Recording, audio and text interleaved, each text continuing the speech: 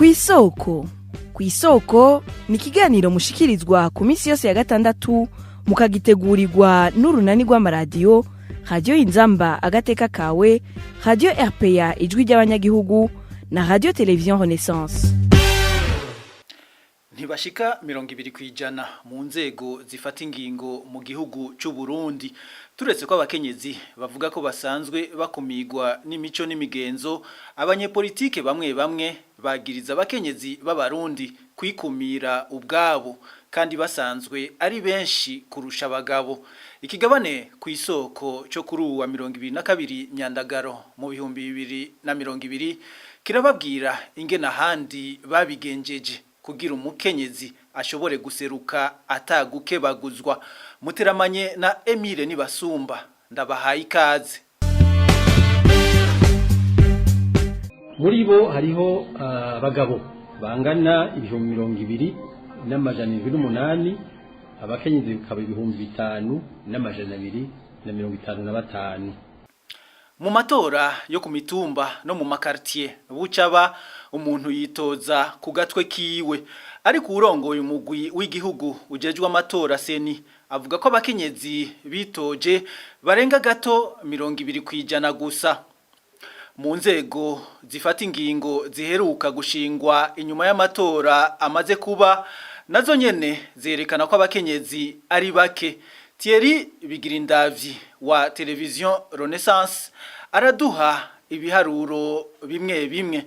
Leta nshasha Evariste Ndayishimiye irimwo abakenyezi 5 mu bashikiranganje 16 ushizemo umushikiranganje wa mbere, nukuvuga ibice 31%. Aho ni mu gihe mu mwaka wa 2015 leta yashizeho na Petero Nkurunziza atanga ikiringo ca gatatu yerimwo abakenyezi 6 n'abagabo 14. Abakenyezi ico gihe bari baserukiye ku rugero rw'ibice 30%. Mu nama nshinga amateka nshasha abakenyezi 45 mu gihe abagabo ari 75. Nukuvuga ko abakenyezi baserukiye ku rugero rw'ibice 37%.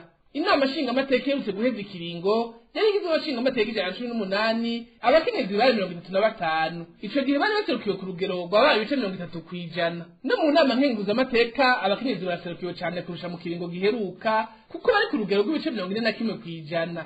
N'abarongoye amakomine baherutse gutorwa amakomine 19 agize Burundi, abakenyezi ni 43.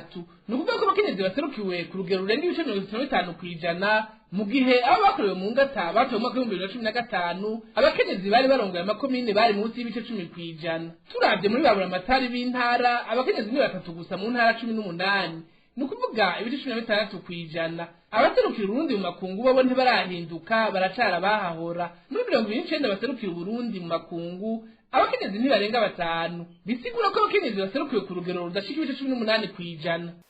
Naho abakenyezi badaserukiwe ku rugero rushimishije, ibitigiri bitegekanijwe n'ibwirizwa shingiro birubahirijwe, kuko ibwirizwa shingiro ritegekanya n'imiburiburi 30% by'abakenyezi muri leta, mu nama nshingamateka na nkenguza amateka.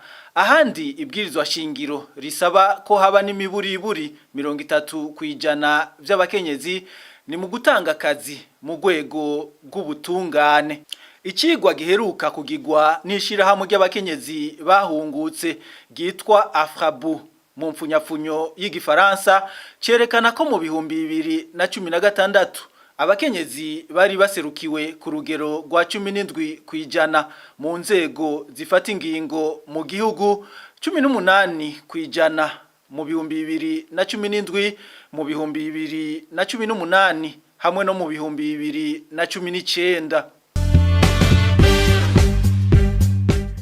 U Rwanda n'igihugu kibanyi c'u Burundi kiri mu bihugu bitangwa ko akarorero ku isi ko abakenyezi baserukiwe ku rugero rushimishije mu nzego zifata ingingo.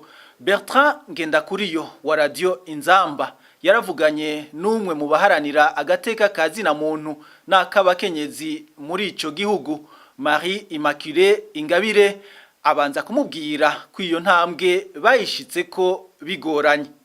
Hari imyumvire ku mpande zombi, haba ku ruhande rw'abagabo no ku ruhande rw'abagore.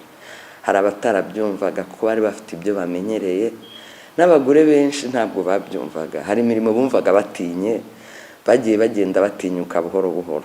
Ikindi kubera nyine uko kuntu abagore abana b'abakobwa nabo ntibigaga.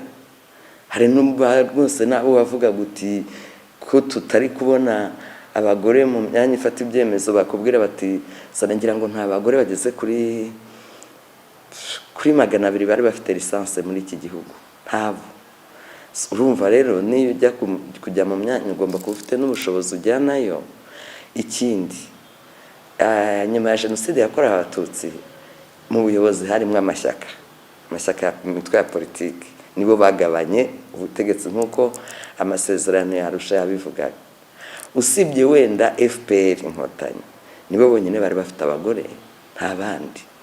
Kubona rero kuko binjiraga muri iyo myanya banyuze mu mashyaka yabo, icyo gihe abagore bari bataritabira ibintu by'amashyaka, nabyo bafataga nk'aho politiki ari umwihariko w'abagabo. Ibyo byose byagiye bitudindiza. Naho abakenyezi baserukiwe bikwiye mu nzego zifata ingingo mu Rwanda, hari abavuga ko umukenyezi wo ku rwego rwo hasi ataco bimumariye. Immaculée Ingabire arafise icyo abivuga ko afatiye ku nama nshingamateka. Ntushobora kumbwira ko kuba dufite umubare mwinshi w'abadepite muri parlement ntacyo bimariye abagore. Iyo usubiye inyuma ukareba amategeko yatowe ukuntu angana, hatowe amategeko menshi kuva muri 1999, uhere ku itegeko ry'imicungire y'umutungo w'abashyingiranywe, impano n'izungura, byahaye umwana w'umukobwa uburenganzira bungana n'ubwa musaza we ku kuzungura iwabo, biha umugore uburenganzira bungana n'ubw'umugabo. Reba itegeko ry'ubutaka, uziko uyu munsi ubutaka babwandika 50% ku mugore, 50% ku mugabo. Ntabwo umugabo acyanditseho tongo wenyine, bya bindi kera yavugaga ngo so kugenda uko wagiye, ubu ngubu ntibigishoboka.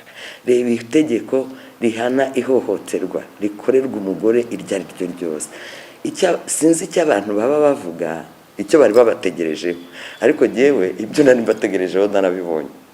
Naho nyine ni bene ubwo buvugizi nshaka bambere aho ngewe ntari, kuko sinshobora kuba hose, ariko bahambere. Ni kuri ako karorero ko mu Rwanda mu gutsimbataza agateka k'umukenyezi turangirije ko ikigabane ku isoko cy'uno munsi.